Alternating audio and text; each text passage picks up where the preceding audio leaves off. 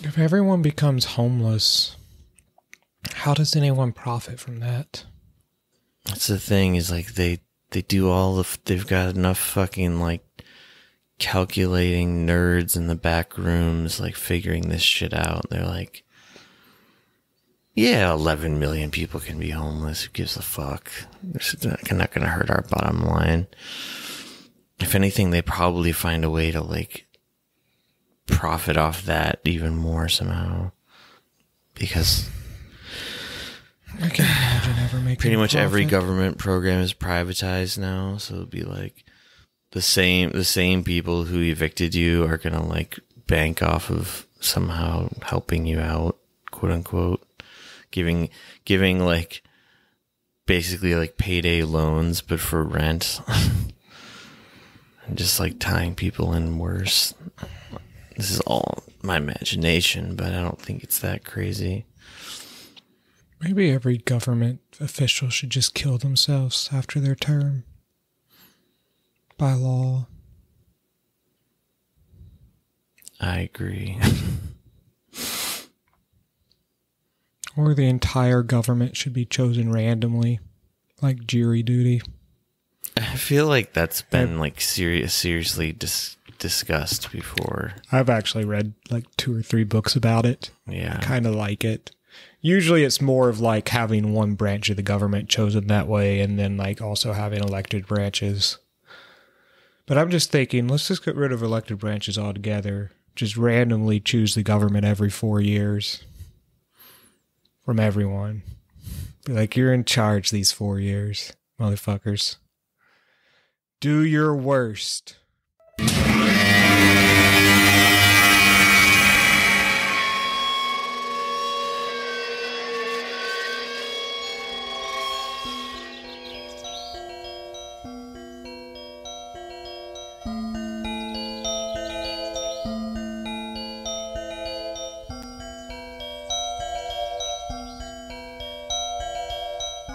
He walked out in the gray light and stood, and he saw for a brief moment the absolute truth of the world.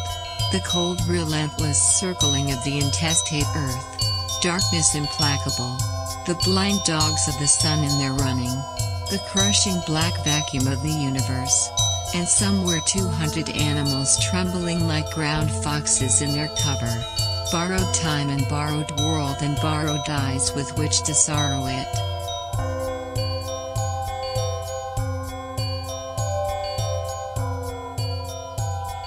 And lo, for the earth was empty of form, and void, and darkness was all over the face of the deep, and we said, look at that fucker dance.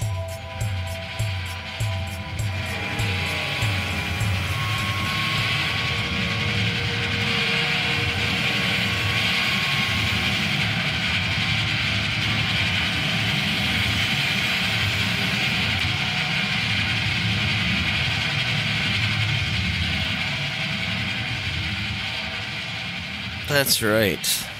It is 12:17 p.m. Friday. This is your Heat Death of the Universe podcasting machinery talking to you.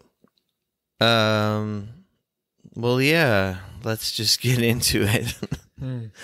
I feel like I've forgotten what this is, what we do, how we start. So we're just going to start. Big news lately is evictions across the land. Let's start by asking you, have you ever been evicted, Joshua? No. Huh.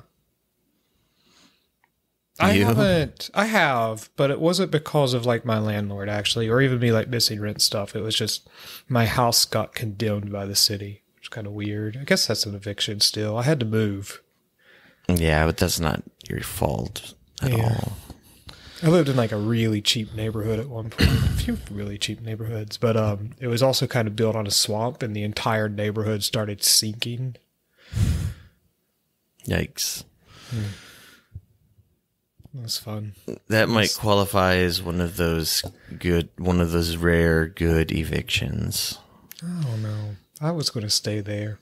You were gonna just ride it out, Let's see. I mean, sinking into the fucking swamp. so what if I had to walk through some water occasionally? Okay. So now that we've got our eviction stories out of the way, what's happening? What? I mean, the good guys are in office. We run the fucking government. So they're not going to, hang people out to dry, are they? Well, there's been a lot of kind of whiplash a little bit about people's decisions and people's where they cast the blame and stuff. Just a few days ago, Biden was saying basically that he doesn't take any responsibility for the moratorium being lifted. And must be nice to not take any responsibility. Now, the things that lined up really perfectly were Congress taking their 6-week vacation, very hard-earned vacation. God, they love vacations. I feel like they're always on vacation, by the way. So, yeah, me too. But this was lined up basically on the day of the expiration of the moratorium. God, I wish I had 6 weeks of vacation. What the fuck is that like? Sorry, That's just one of their many as well. And so what this was going to do, here I'm referring to an article entitled "The Democrats' Eviction Moratorium Failure is Unforgivable" by Branko Marcetic in Jacobin. I like that guy. And I guess there's quite a range of how many people could end up evicted, and yeah, totaling out to maybe 15 million if you count people in the household, not just the person renting, but family members. Yeah. But I mean, listen, Josh, and something like 6 million renters. But yeah, if you count everybody up, it could be as much as 15 million. I have to bring something important up before we get more into this. Just a counter argument to Branko's argument. Think about the landlords. Landlords have to eat too. They do a lot of hard work lording over land, and they haven't been getting rent money. I don't even think they get a subsidy from the government. Well, see, I've got an answer to that question, but let's get there in a moment. I do really have an answer, and kill your landlord. I saw headline. I think one of them was definitely fake, and then one of them looked like it might have been real, but they were two separate headlines of renters beheading their landlords with samurai swords. That has to be fake. One of them definitely was, but the other one reminded me of something that maybe really happened. But anyway, so here's the thing: is even you and I knew this at least a month ago, that the moratorium was gonna end on July 31st, right? Yeah. We've been talking about that for a while now. Yeah, we mentioned it. We talked about how they were just kicking the can down the road, but you and I assumed that they would kick the can again, and they didn't. That was my assumption. But, part of me is not surprised they didn't, because I still think that they're pretty hard on coronavirus is over. No, they're not. I mean, are you sure they're not? There is some denial, but well, did you read the rest of? It's not mentioned in this Jacobin article because it's more recent development. But when all is said and done, the moratorium has been extended to October, I want to say 12th, but it's been extended in a more means-tested, narrow way, which leaves out about 10% of the people that should be covered otherwise.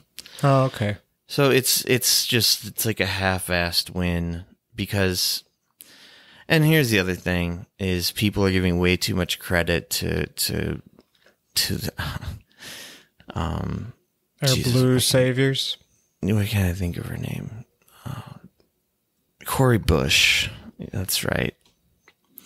Not related to George W. You sure? Well, that was like one of her like quote unquote jokes, like when she was running for Congress. Of course it was. She made a big point about you know, the day it was already over, like the moratorium had expired, and she's like, I'm gonna make a big point of sitting on this chair on the Capitol steps, and like I'm not this is my protest. Did you say she spit on a chair? Sat on a chair. Oh, yeah. I mean, that spitting would be pretty funny. I'll spit on this chair every day. And like in some way, it's like, okay, good on you for that, but it's like, where were you a month ago? Like there wasn't a word about this from anybody in the squad, and she literally I'm realizing she and a lot of the squad are just liars. Honestly, they're saying like one thing to one set of people, another thing to others. She literally tried to say that she didn't know that this was happening yet. And then she also, people were like, why did you wait for everyone to go on vacation to do this? He's like, well, I didn't even know everybody left. Please. If I know, they must know. Yes. And that's the other thing is, I mean, we're going to talk a little bit about the marches that went on just like a week, I guess it was like, I don't know, like 10 days or something ago. She showed up to that one of those too, but like very like kind of quietly. And when various like activists tried to talk to her, she was like, "Oh, well, like they were like, you know, people invited you to speak at these things, and you never responded, and you never promoted the marches. Like, why not?" And she said, "Oh, I didn't even know this was happening until just today. I just popped on over." It's like, fuck off. You're such a liar. There's just like, there's email evidence of people inviting you to this thing. It's like, anyway, just so some of this story and the March for Medicare for All story, like just brought up just a lot of negative feelings about the squad again. I'm just not feeling good about any of them, including Cori Bush. But then, like, yeah, AOC showed up, like, at the last second, too, just, like, in the middle, like, in the day, like, to, like, kind of gloat that they had, like, made some big win, even though there were people there asking them, what about the 10% of people that are being left out? And they just completely ignored them and literally put on music to, like, shut down the questions and just started dancing in celebration. And, like, they might as well have been just literally patting themselves on the back. It was really kind of gross to watch, to be honest. And, like, all these fucking evil shitheads showed up to this thing, too. Like, just to, like, pop by for a photo op. Like, Chuck Schumer and Adam Schiff and, like, just all these gross people. And And I mean, the thing is like, it just also brings up, like, it shows that when they want to, they can, like, sort of wield their power. And, like, granted, like, she should have probably asked for way more than just this really limp extension for, like, less people than before of the moratorium. Like, I mean, some might be of the mind that she should have been like, and she could have, like, gotten on her Twitter with, like, millions of followers and been like, everybody showed up to the Capitol, because it's the thing is, it was a very small like protest. It was just like people that kind of showed up, and people who so like imagine her and AOC, just those two alone, not to mention the rest of like the squad, if they like actually mobilized their people online and did marches and did protests and did all the stuff that they never fucking do, what they could demand. Not to mention, like, of course, this sounds like you're saying, imagine if they forced the vote. Yeah, yes. I mean, that's the dirty word, I guess, that you can't say in certain circles anymore. But like, yeah, imagine if they said, we're not going to pass the things you want to pass. And the thing is, they have enough people to do that. And it could be for evictions. It could be for minimum wage. It could be for Medicare for all, even. That's all good, but think about all the negative press they might have to suffer if they started obstructing the party. Well, I'm sure that's what they're probably thinking about too, is they're thinking about their careers. So it's depressing, and the thing is this extension to October, it's like the world's tiniest Band-Aid on like the world's biggest wound. Like it basically, I mean, it gives some people, I guess, some breathing room, but it just, I mean, imagine knowing that you're going to have to pay back rent for the last, like, what has it been now? Like almost 2 years? Something like that. I can't imagine. Who can afford that? Nobody that is worried about eviction is in a position to have that much fucking money. It's absurd. If you can afford it, you weren't like... Well, yeah, you wouldn't be in the problem in the first place. But like, So, I mean, they're not talking about rent cancellation. That doesn't come out of their mouths once. And that, I mean, it's like, it's just the story of the Democratic Party is always begin with the lowest, at the lowest level in the bargaining process, you know. And I don't think it's because they're stupid. I think it's because they're actually pretty savvy. Although I think it's sort of like they think that people are stupid, which I guess, to be fair, a lot of them are, because a lot of people are just praising them like celebrities. We love you, Corey. And then like there's some footage of a few people coming by and like asking them, not even in like a rude way, but asking AOC and asking Cory Bush, like, well, like, you know, about things like force the vote and about things that are related to this. Like, because if people had Medicare for all, I mean, I should go back and say, they say that the moratorium is still going to cover 90% of the country. And it's based upon how bad the COVID levels are in your like county. I saw someone comment that they're from, I think they just said generally like, I don't know, this southeast, like where you're from, basically. And they were like, the 3 counties that like I live closest to, like none of them are getting, like people are just getting kicked out of their houses right now. So people are getting kicked out of their houses around the country, and were before too, because there are states that have all these weird loopholes and shit that can get around even this national moratorium. Yeah, I remember us bringing that up on the podcast much earlier on in the podcast world. And like, so you asked about like, think about the landlords. Well, I'm being facetious, but no, I know to some degree, they're also not making any money. I mean, some landlords, like, I get it. Like, there's like hedge funds buying up tons of houses to rent. Fuck those people. But I don't necessarily like landlords, but I've known, like, you know, people who aren't necessarily rich that happen to be a landlord. I don't know what I'm trying to say, but no, I agree with you. I don't think I'm not I'm not against all landlords.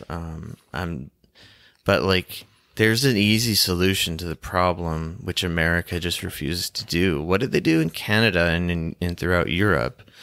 And I don't know really about. I mean, to some lesser degree in Korea, there was some government aid. They gave people money. They gave people the UBI because it's an emergency that covered the payroll for their employers, so that they wouldn't lose their jobs and the businesses wouldn't go out of business, and that they could pay their rent so that their landlords could stay afloat as landlords. Why would anyone work if they had a UBI? Well, see, that's the problem is there's this pandemic, there's this pestilence across the land that, and it's not that Europe did everything perfectly or Canada did either, but they did it a million times better than the U.S. I agree. Yeah, I mean, because, obviously, the answer is because there's a huge emergency, but we didn't ever believe in truly locking down ever. It always irks me when I see Americans talk about like, we can't do another lockdown. You never fucking had one to begin with. They're not going to have another lockdown. I agree. They never had one to begin with. They're not going to do another lockdown. Well, then, just watch the fucking mutations keep on coming. And I was reading scary shit about that too. Like, anyway, but the thing is here, now this is something I didn't know before, like today or yesterday, whenever I looked this up. There's been a huge, it should be probably even bigger, but there's been money set aside specifically for back rent and by the federal government. And but this money was approved like during the Trump administration. $47 billion has been approved for federal housing aid. And it's supposed to be spread out amongst the states, and then the states are supposed to spread them out to the landlords. I don't know why they can't just go directly to the landlords, but I'm worried though that it gets handed to the landlords and that they don't forgive I don't know. Yeah, but there's legal channels the government could set up. It would be like, sign this piece of paper, and that means you get this money, and this piece of paper means that you're wiping the debt clear of so-and-so's ledger or whatever. Yeah. But infuriatingly, like, I believe the last number I saw was only 7% of that money has been distributed, and I can't seem to find a reason explaining why. I can tell you why. Why? They're still getting the Johns together to come up with the best type of mean testings to make sure that people actually need that money, because the federal government might need it more for future emergencies.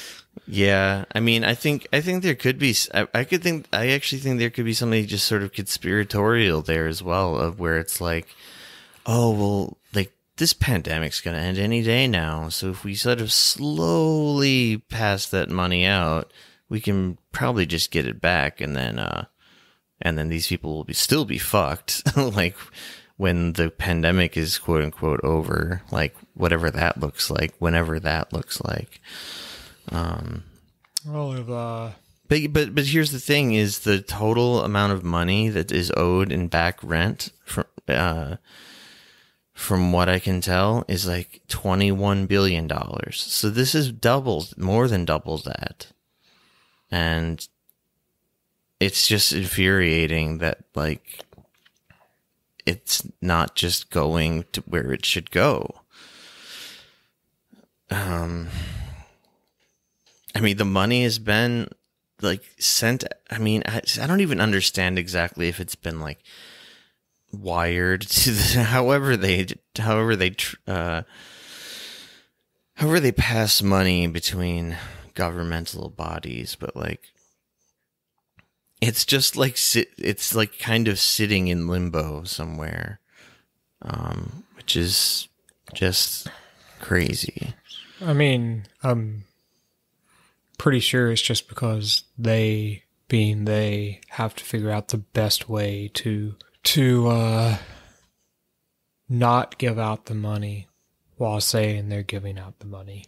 Yeah, I guess it's just as simple as that. You can't just give the money out. You have to come up with programs where you have to meet certain requirements to get into the program. You have to make it more difficult. Because just handing money out, that's not American. It is fucked up, though. So you think they'll keep kicking it down the road? Even after October? I mean, I won't be surprised by anything at this point. I don't think coronavirus will be over in October. Definitely not. I mean, the last I read, I think America actually is at 70% vaccination now, but it's really, really slow. And yeah, the people who aren't getting vaccinated, there's very likely want to get vaccinated. Yeah. But also like the case numbers, the infection numbers are just on the rise in every area, even in areas with the most vaccinations. Yeah. I've been seeing these various maps. It's like red is like the worst it can be, and like America is just basically red with like a little like orange splotch here or there in like New York or like the Midwest. I guess that has nothing to do with, anti-mask laws, etc. Yeah, sure. Yeah. What were those? States? There's so many states. Florida, Texas, Arkansas, Mississippi. I think I'm missing one. Ohio, maybe? It could be. I forgot where that was. They're all passing laws to make it, illegal to require children to wear masks at schools. Now, I was a little, unclear from what I read on that. Part of me is, it read, it's against the law for kids to wear masks to school. But yeah. So, you can't choose to wear a mask? Because that's even more fucked up. Well, see right here. Okay, the list was Florida, Texas, Iowa, South Carolina, Arkansas, Oklahoma, Utah, and Arizona. I almost got them all. Yeah, you did. They I added Ohio. And I always confuse Ohio and Iowa as well, and I'm kind of from there, I guess. Yeah, I forget they're two separate states, to be honest. To me, there's Tennessee and everywhere else. And yeah, it's no coincidence that all of these states are experiencing significant surges in new cases. And yeah, it's basically a banning of mask mandates. I don't think it's quite saying that. It's not saying that if you wear them. I don't think it's but I mean it basically amounts to the same thing. So you can still choose to wear a mask, but one of the reasons people aren't getting vaccines or people don't wear masks is because people often do what their peer groups do. So if your peer group predominantly is against wearing a mask, you're probably not going to wear a mask. Yeah, there was I forgot where it was. I've been reading too many damn articles the last couple of days, but I think it was the one that you sent me about the anti-vax movement. Propaganda, yeah. And how people were places that give vaccines were basically making it clandestine entrances and exits so people could getting vaccines, and there was like literally someone saying like don't tell anybody that I got this, and like yeah, I mean, people have lost their jobs for getting vaccines. There's articles about people losing their jobs in states like Florida because they went and got a vaccine. That's fucking insane. It is fucking insane. I mean, getting kicked out of restaurants for wearing a mask. I mean, I don't know why you're going to a restaurant in this fucking climate, but you know. Yeah. Yeah, it is insane. But like when you're from like, I don't know, when you live in an area and maybe everyone you're around is red pilled or fucking whatever, they all just hate masks, hate vaccines, love the color orange and red, and they kick your ass if you're supporting that type of shit. And an ass kicking is more immediate than dying of COVID virus. True. You got to do that quick cost benefit analysis in your mind. No, I mean it's terrible. I mean, I've seen like online videos of like churches telling their congregations not to get vaccinated. Oh yeah, I've seen family members of mine at least post to like various social media websites about the evils of vaccination, which just worries me because I have no clue how to fucking respond to it. Because it's like, do we live in the same world? And then also the fucking divide in politics.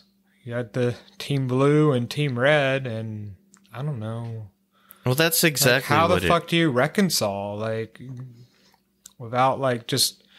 Like, it's just like everything's like fucking individual, and like you got to figure out how to make it like a group thing.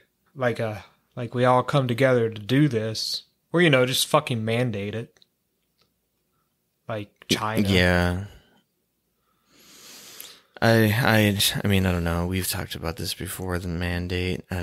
It'll, I mean, just... it will never happen, but B, I don't know how effective it would even be. It would lead to a violent uprising at this point, I'm pretty sure. Actually, I used to think it was silly when people would talk about violent uprisings, but the more I watch things, the more I'm like, maybe we're closer than I think. Well, yeah, I think that too. But then again, also, I think most people are kind of cowards ultimately. That's why people were so shook by the Capitol riots, because it was like a group of people really fucking going for it.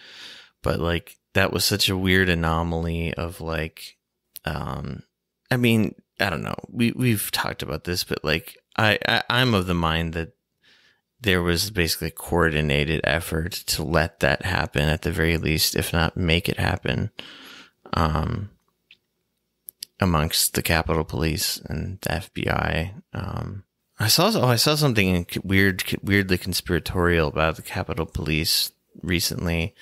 Like four of them that were there during the riots have like all committed suicide since then.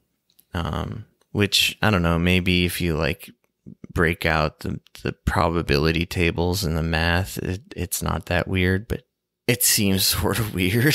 Were they facing prison time? No, I don't think so. No, these were the cops.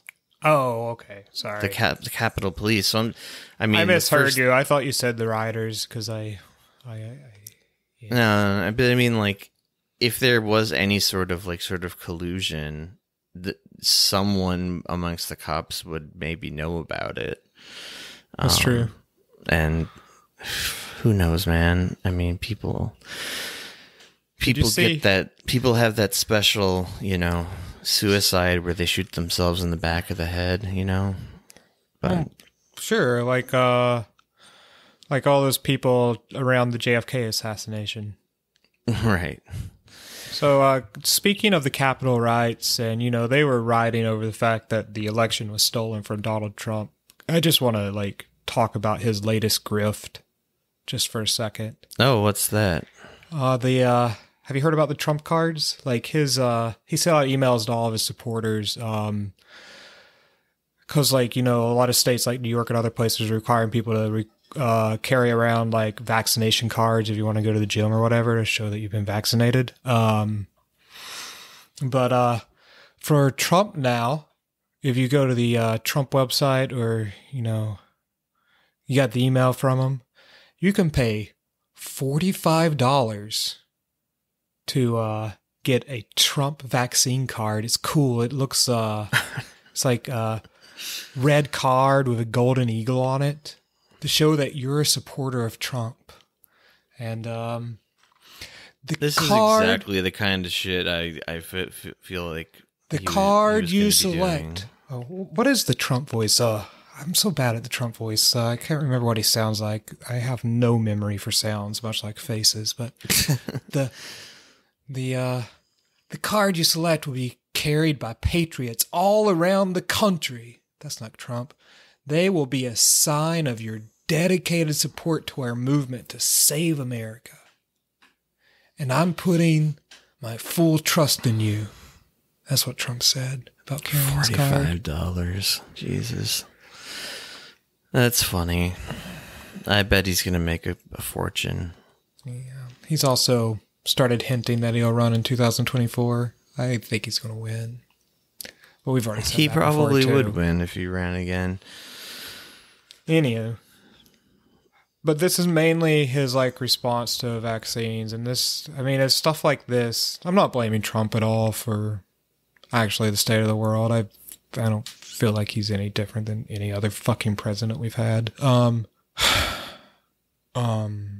But this fucking just making a profit off of what should just be considered,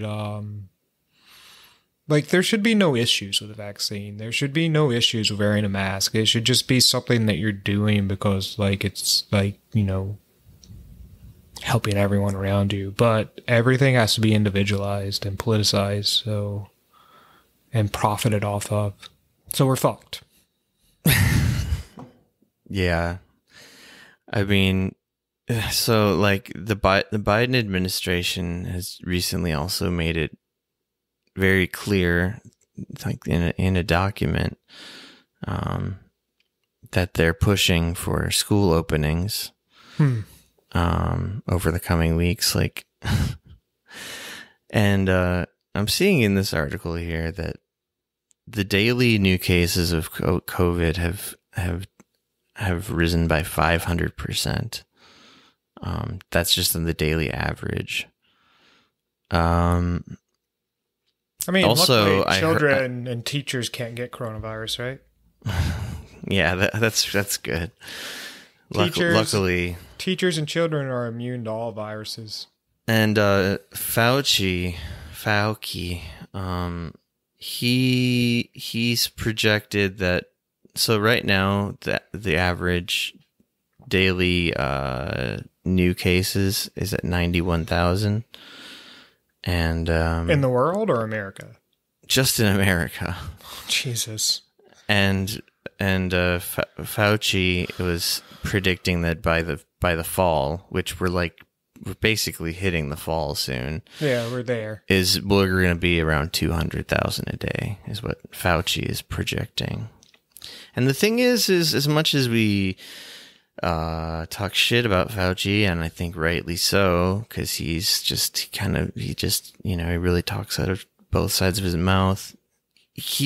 I think he has, when he makes a prediction that sounds actually bad, like it would make the administration look bad, it makes me think that he's probably being truthful.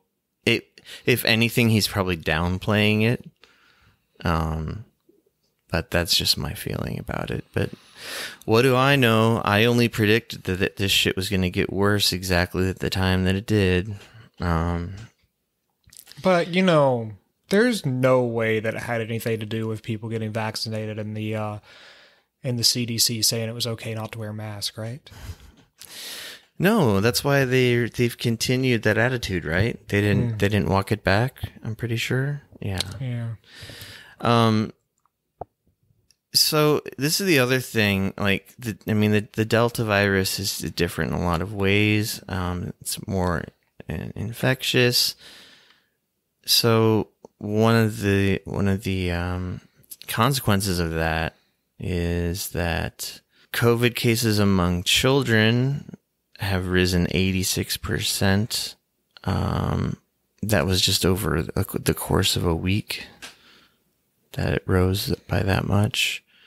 And yet at the same time, and that's the other thing is that, so we mentioned the anti-masking laws that are in effect in these various states.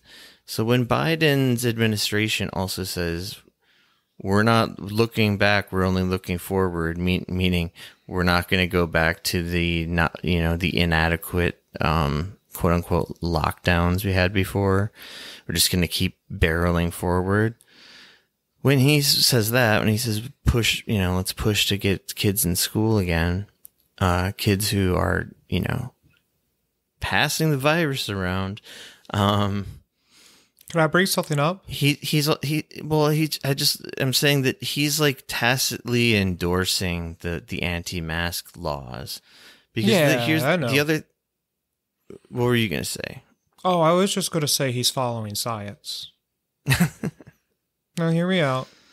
So, like, I know the science that you wanted to be followed was, like, wearing masks and actually having, like, strict lockdowns, closing everything down. But there is just the science of, herd immunity and letting a lot of people fucking die, which is what Sweden was doing. And it took me a while to realize that when Biden said he was following science, he just wasn't following the scientists that I wanted to follow. But science is, it's kind of up for grabs. There's different theories for how stuff works and how to do things and the best solution to things. It's all science is. Science is just like a method for finding answers or solutions to things. You just make some theories. And there's a lot of science.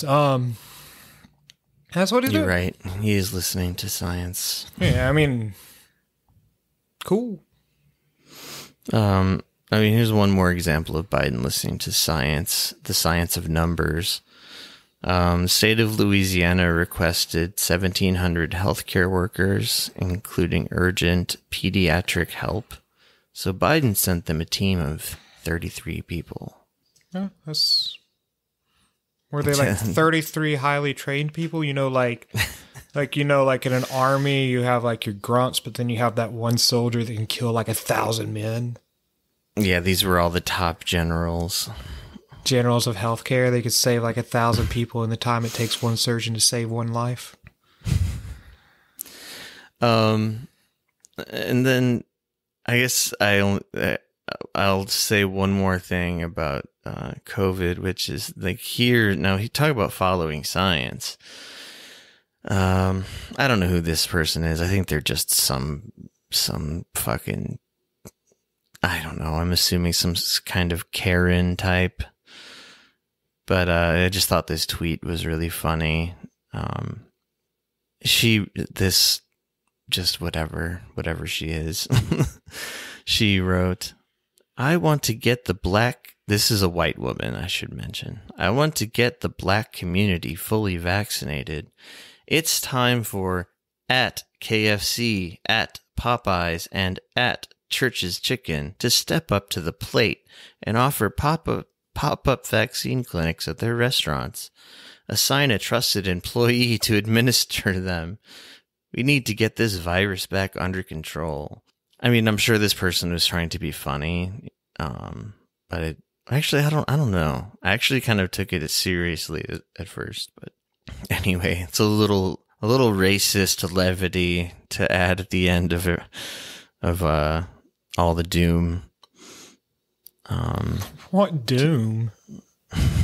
You're right. Everything's great. Things are working as expected. We're opening schools back up, man. People are going back to work.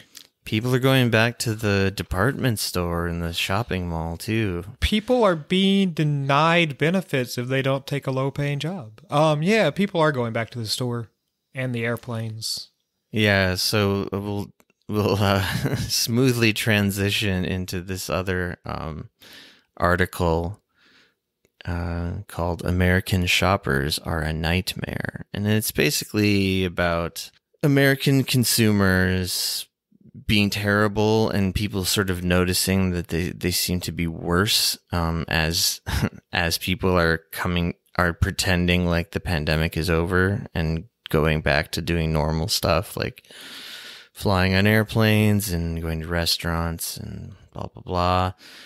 And there are numbers to back up the idea that people are sort of acting out in a crazy way on airplanes. I forget. Yeah, there's like so far this year, there's been 3,000 unruly passengers, according to the FAA, and at least 2,300 cases over mask wearing, because people hate being told they have to wear a mask on an airplane.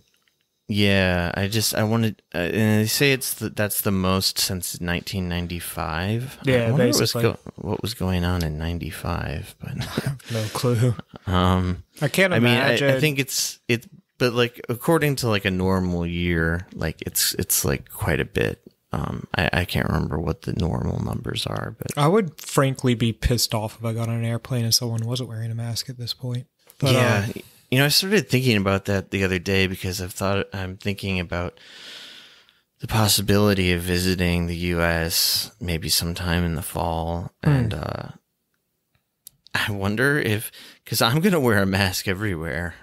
And it just dawned on me that I'm going to be like a freak. Probably. And I'll probably even get some fucking comments. And it's fucking normal, like, most of the world. Is it normal in most of the world? I feel like America's the only anti-mask place, but I'm probably wrong. I think people don't like it in England as well. But I don't know. I think people are more.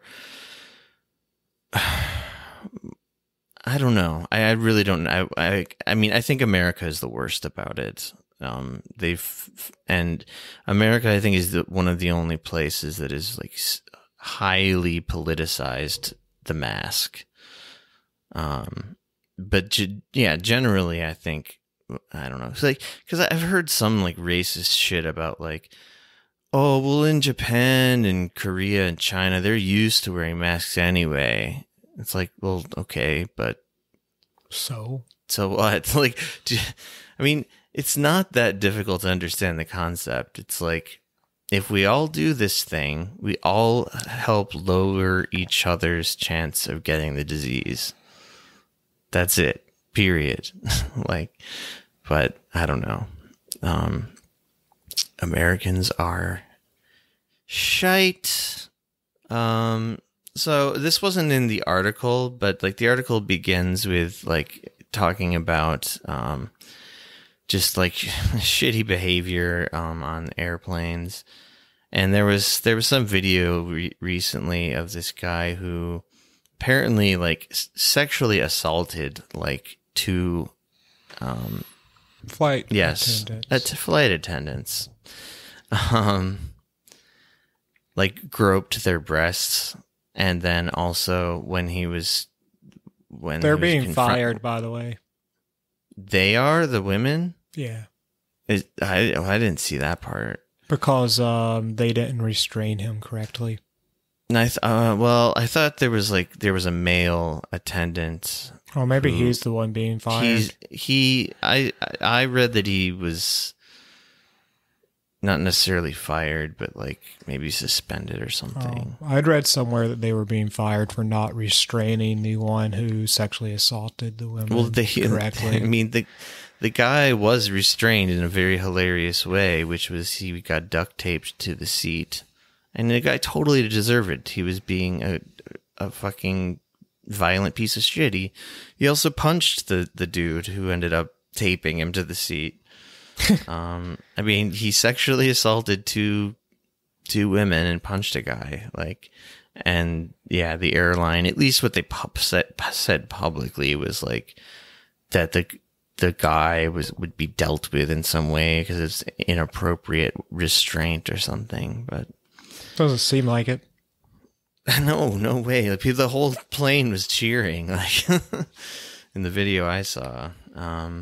Yeah, I actually kind of dread being on a flight with a bunch of Americans.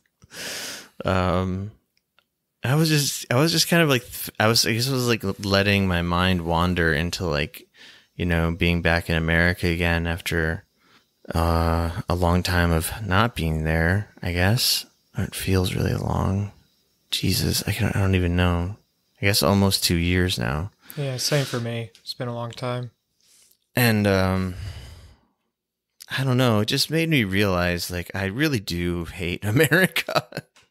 Like I feel so fucking, at least the part that I visit usually, and like this, like the depressing suburbs of the Midwest, like it really bums me out, like more than it ever did when I was like an angsty teenager or something. Like, I don't know, but like maybe being in like a cool, like bigger city, I would feel different, but I don't know. I don't know. Now with this fucking COVID situation, I just don't even know if I'd want to be there right now. For a bit there, I thought America was on the right track as they were like legalizing weed and shit. Before coronavirus, so maybe I should go back. But yeah, I mean, I guess that's one thing that's been going in the right direction.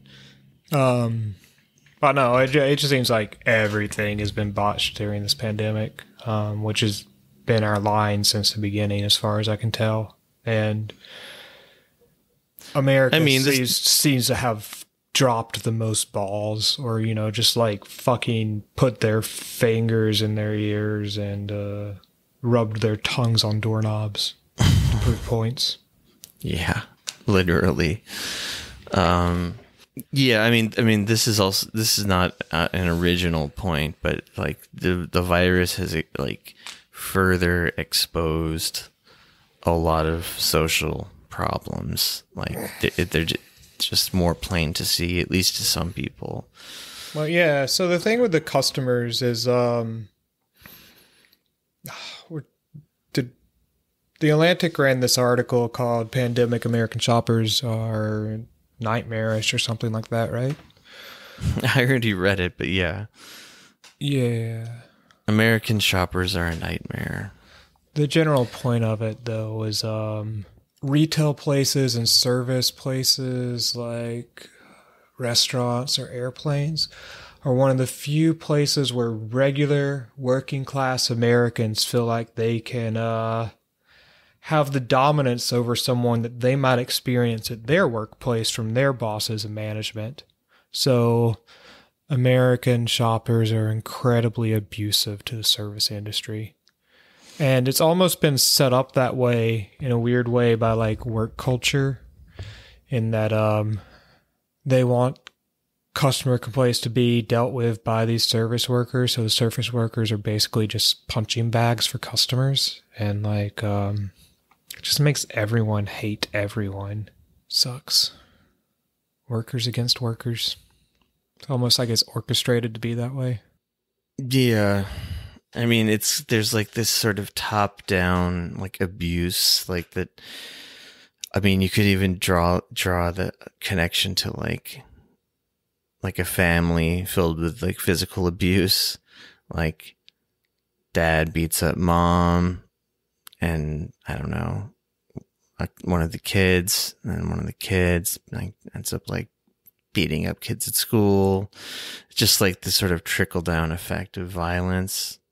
And it seems sort of the same with, wanting to assert like dominance over people, just to feel superior. And I thought one of the interesting points she came to about that was that deep down, like middle class people, or maybe even just working class people, know that they don't really have any power in society, and that itself is what they resent, and then they just become like dicks at restaurants and stuff, like basically as a way of like sort of like acting out and showing that like, the customer is always right, becomes like this sort of almost this free pass to be a piece of shit to people.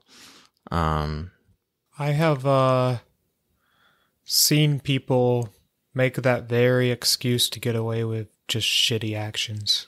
Yeah, that's basically what it's all about. And like customers, in defense of customers, they have reasons to be shittier because a lot of like service has gotten shittier because restaurants and retail shops, they've reduced employees to save money.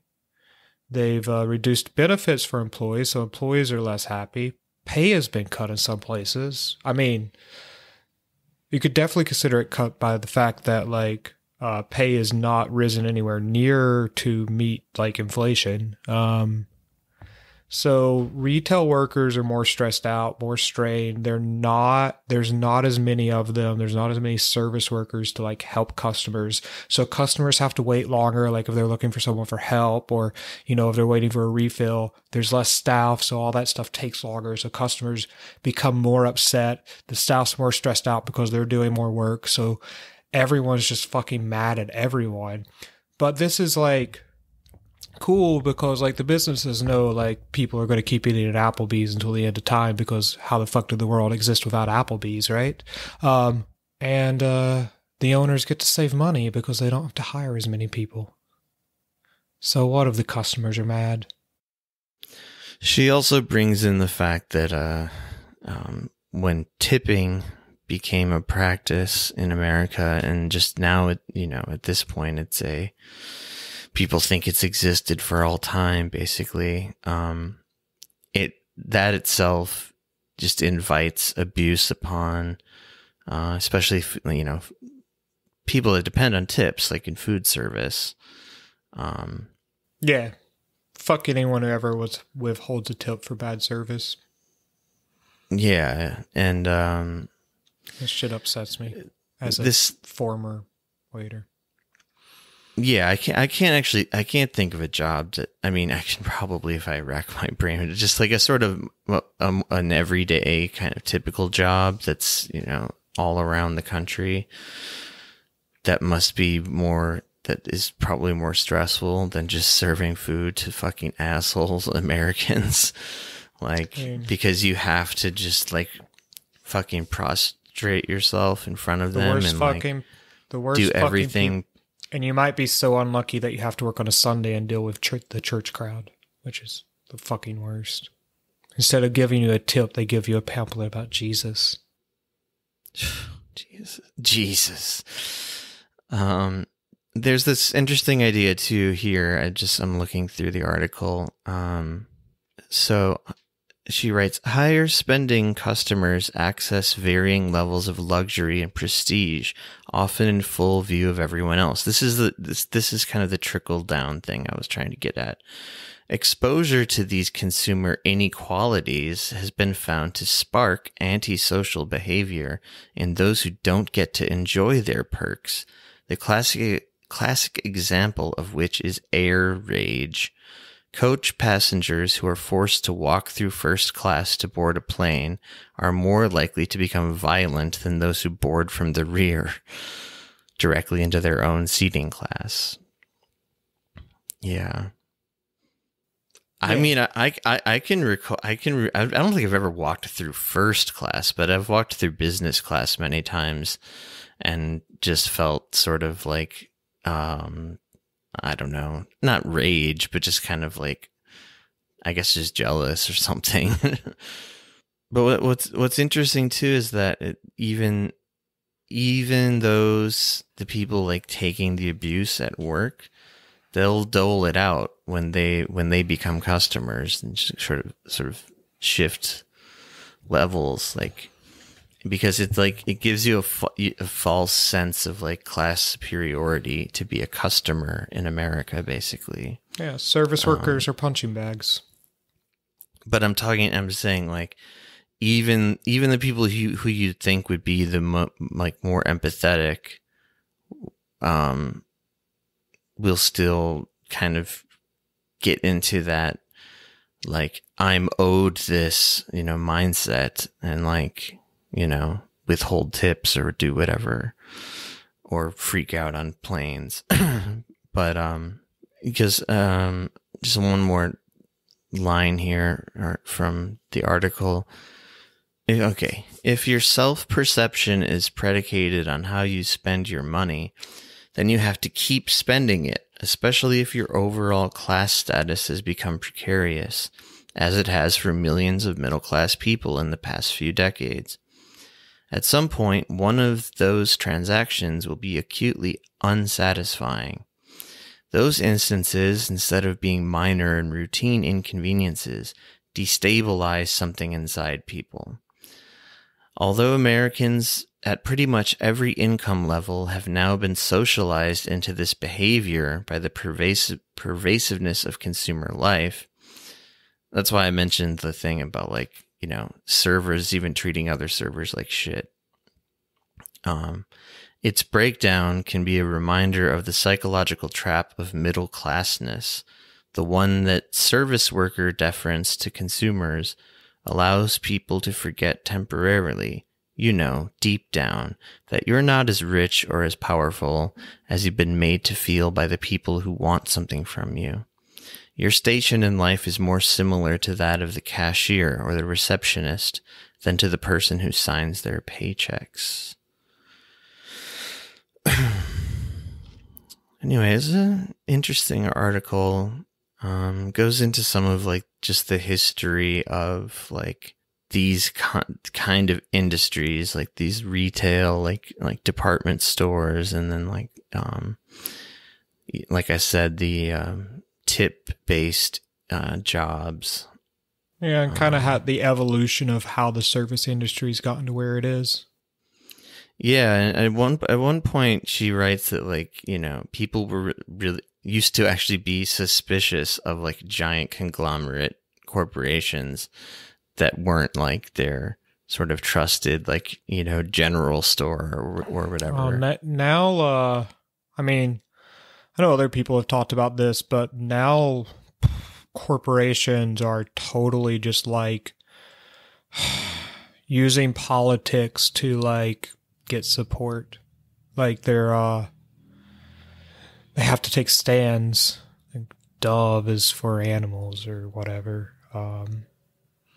Chick-fil-A is homophobic. Sure. So on. Like Papa John's. Papa John's is just bad pizza, though, too.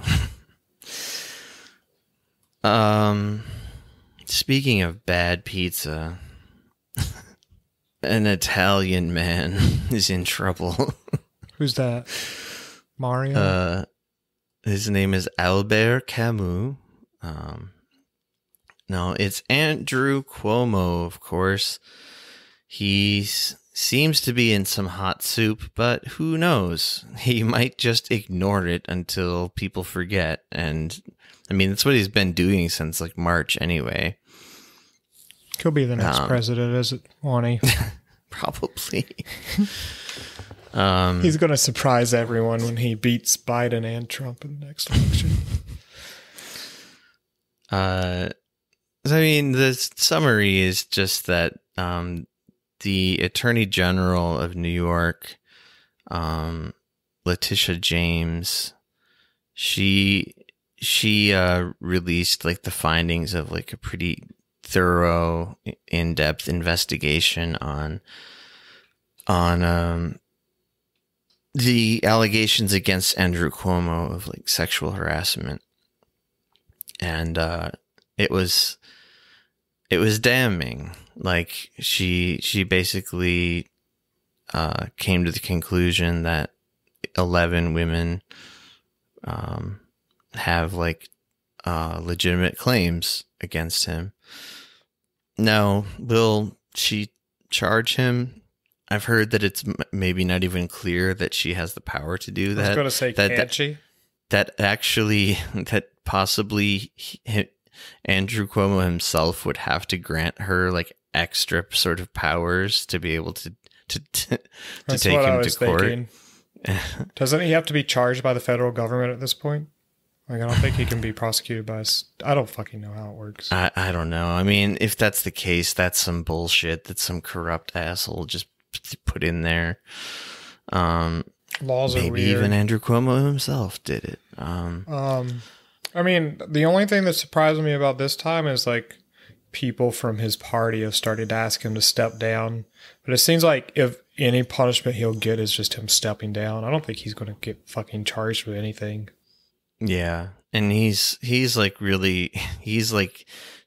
making desperate pleas. Like, he's literally brought up his Italian American heritage. It's like, it's a cultural difference. This is how we greet people in Italy. Seriously, he said that. Kiss him on the cheeks. He also did the like from a different generation thing. And, but the funniest part to me was that he wrote an 85-page quote unquote position paper.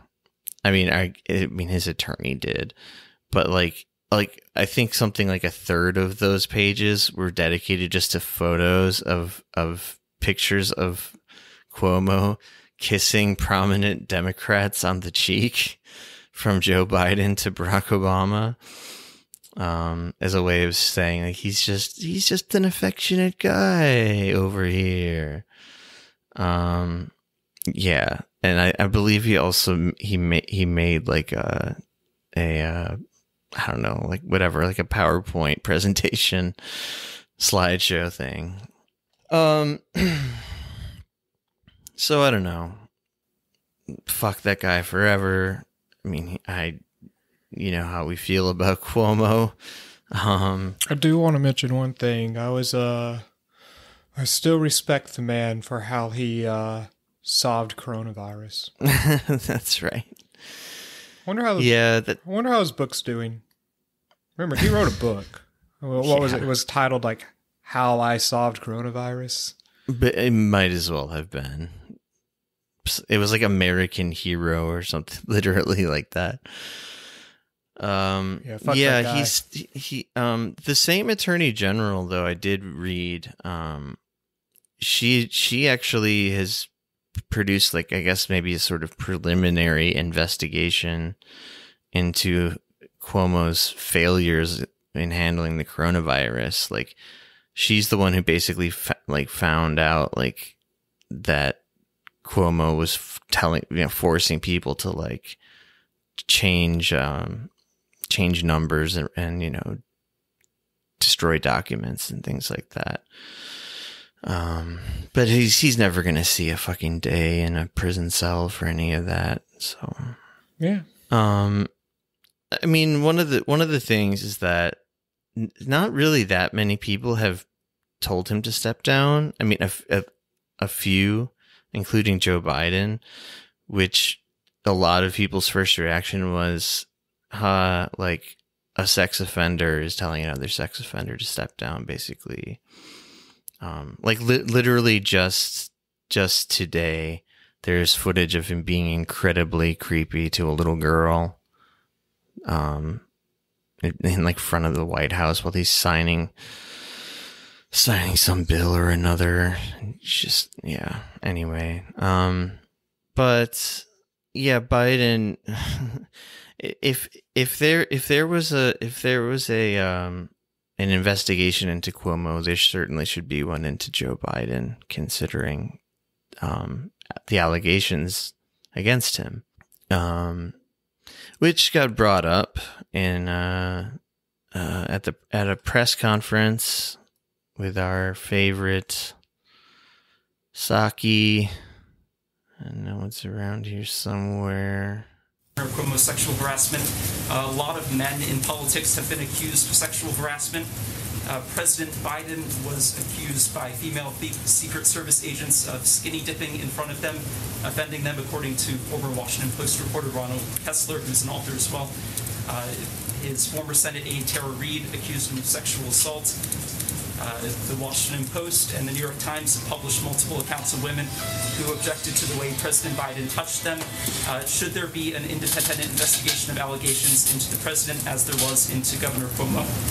Well, first I would say the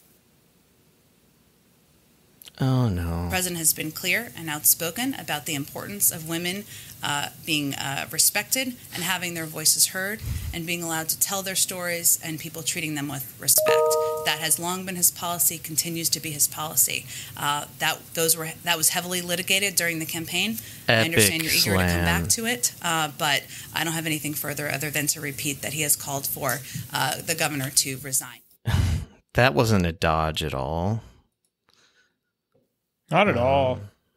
She's just being clear about not wanting to answer his question. Biden's position. His public-facing position. He didn't ask what does he think women should be heard and their stories told. He asked, should he be investigated? But of course she's not going to say anything. That's her fucking job, is to lie to everybody. Anyway, I just thought it was. I believe what happened before, leading up to that, though. So I think like Jen Psaki looks maybe like a little less confident than normal. Is like I think the guy, whoever he was, asked the question like in like kind of a one sentence thing, like should the allegations against Biden be looked into? And she could have just said something like and brushed it off. But she said, like, can you be more specific or something like that? And, yeah, so then the guy went on to list, like, all the allegations. She's just sitting there like, oh, fuck. Should I interrupt this guy? Or should I listen to everything and then blow him off? Anyway, Joe Biden will also never see any sort of justice for his fucking crimes. But it's fun to think about for a second.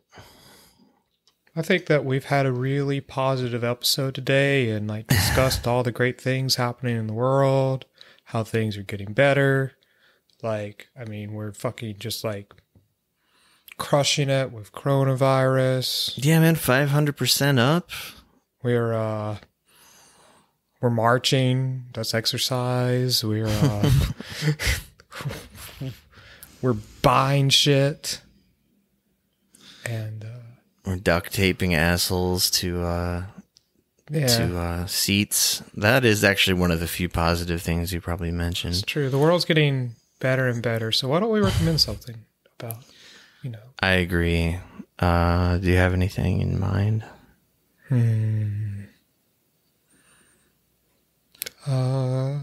Shouldn't I? I have something. Okay. I'll recommend an author, and maybe more specifically one of his books. It's a guy named Stephen Millhauser, and he mostly writes short stories. And I read like 3 or 4 of them, like in a row, because I found them to be that good. And I thought about him yesterday because when I was reading that article about like the terrible U.S. consumer and like the old days of department stores and stuff, because he has this really great story. I probably can't remember the name exactly, but in his collection, short story collection called The Knife Thrower, there's a story about like this department store that gets built, and it just like keeps growing and growing and growing, like into like this underground like world, and like it basically like in like a totally surreal way, like just like takes over everything. But it's really, I don't know, it's just really, it's a really different kind of writing than I'm used to reading, because I shouldn't say all of it, but a lot of his stories are like not really character based. They're almost more like, I feel like he, how can I put it? Like the settings are his characters. Like he's just describing like places. Sure. I mean, there's like people in them, but they're kind of like not really distinct. And sometimes, there's from a point of view, like I started rereading the one about the department store yesterday, and it's told in like from the second person. So it's like, it's some unnamed individual who's like, then we did this, then we walked here, then soon things were growing this way. And, but yeah, it's a really good collection. But so is another book of his called Dangerous Laughter. and I can't remember the third one, I want to say, but I'll just recommend those two and him, but basically in general. I haven't read everything of his, but his short stories are really good. So the things I've liked recently, I really like the Korean drama Hospital Playlist. Their second season just started. Korean dramas usually don't have more than one season, but it's about some doctors who are friends who, do doctor things. It's good, wholesome. And maybe I already recommended it, but another thing that has a second season is Ted Lasso, which is probably my favorite sitcom for a very long time. Also very wholesome and feel good. So my recommendations is the Korean drama Hospital Playlist and the sitcom Ted Lasso about actually it's amazing to me that I like this show, but it's about an American football coach who gets recruited to coach an English soccer team. That does not sound like something you would like. It's so fucking good. It's just, I don't know, it's just fucking wholesome in a way that's good. And I'd heard from a lot of people who I respect that it was good. And after watching it, I just really fucking like it. Is it British? No, there's British and American actors. It's Americans. It's from Apple's streaming service. It won I see. Probably won a lot of awards or some shit. Jason Sudeikis is Ted Lasso. It's funny. I've enjoyed it way more than I expected, and I feel the same way about Hospital Playlist, which is kind of also a wholesome show.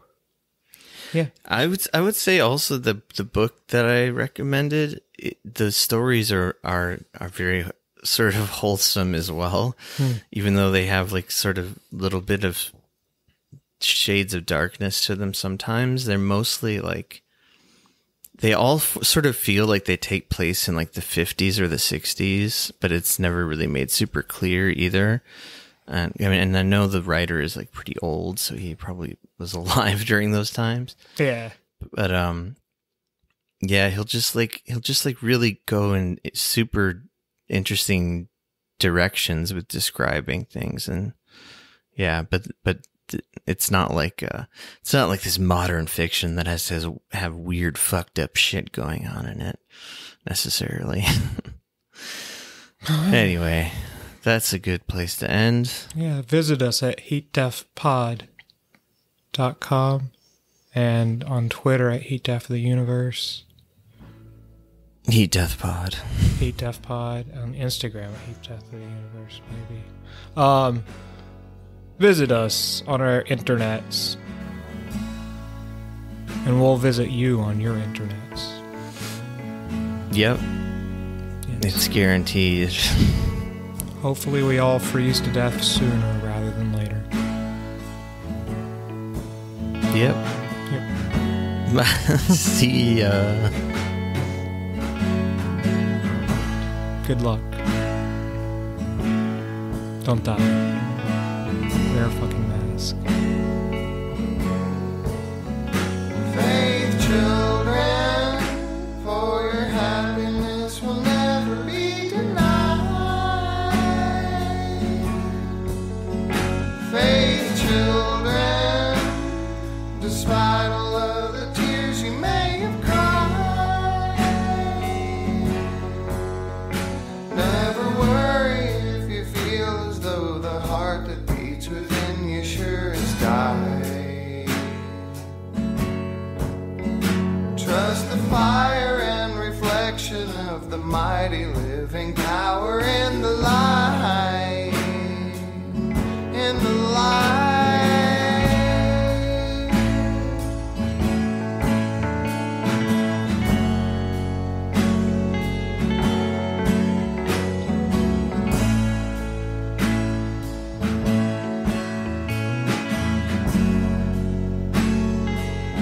So I say, faith, children, for your happiness will never be denied.